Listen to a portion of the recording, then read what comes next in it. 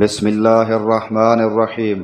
حضرت انس رضی اللہ تعالی عنہ روایت کرتے ہیں کہ نبی کریم صلی اللہ علیہ وآلہ وسلم جب مدینہ ہجرت کر کے تشریف لائے تو ان حضرت صلی اللہ علیہ وآلہ وسلم نے مسجد کی تعمیر کا حکم دیا۔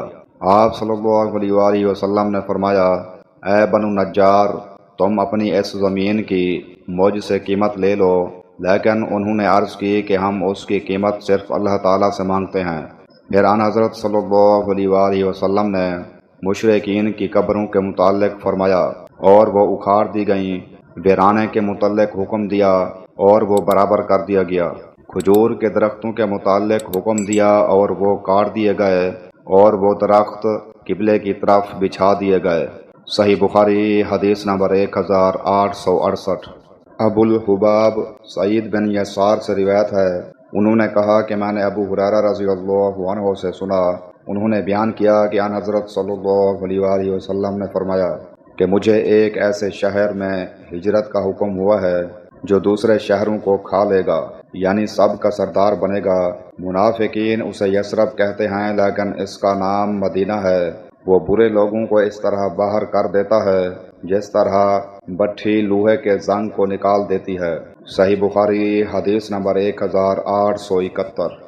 سعید بن مسیب روایت کرتے ہیں، وہ کہتے ہیں کہ ابو ہریرہ رضی اللہ عنہ فرمایا کرتے تھے، اگر میں مدینے میں ہرن چرتے ہوئے دیکھوں تو انہیں کبھی نہ چھیڑوں، کیونکہ رسول اللہ صلی اللہ علیہ وآلہ وسلم نے فرمایا تھا کہ مدینے کی زمین دونوں پتھریلے میدانوں کے بیچ میں حرم ہے۔ صحیح بخاری حدیث نمبر 1873۔ حضرت ابو ہریرہ رضی اللہ عنہ سے روایت ہے، انہوں نے کہا کہ میں نے رسول اللہ صلی اللہ علیہ وآلہ وسلم سے سنا، آپ صلی اللہ علیہ وآلہ وسلم نے فرمایا کہ تم لوگ مدینے کو بہتر حالت میں چھوڑ جاؤ گے، پھر وہ ایسا اجاڑ ہو جائے گا کہ پھر وہاں وحشی جانور، درند اور پرند بسنے لگیں گے، اور آخر میں مزینہ کے 2 چراوے مدینہ آئیں گے تاکہ اپنی بکریوں کو ہانک لے جائیں، لیکن وہاں انہیں صرف وحشی جانور نظر آئیں گے۔ آخر ثنیۃ الوداع تک جب پہنچیں گے تو اپنے منہ کے بل گر پڑیں گے۔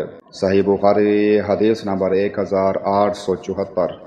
حضرت انس رضی اللہ عنہ سے روایت ہے کہ نبی کریم صلی اللہ علیہ وآلہ وسلم نے فرمایا، مدینہ حرم ہے فلاں جگہ سے فلاں جگہ تک، یعنی جبل عیر سے صور تک، اس حد میں کوئی درخت نہ کاٹا جائے نہ کوئی بدعت کی جائے، اور جس نے بھی یہاں کوئی بدعت نکالی اس پر اللہ تعالیٰ اور تمام ملائکہ اور انسانوں کی لعنت ہے۔ صحیح بخاری حدیث نمبر 1867۔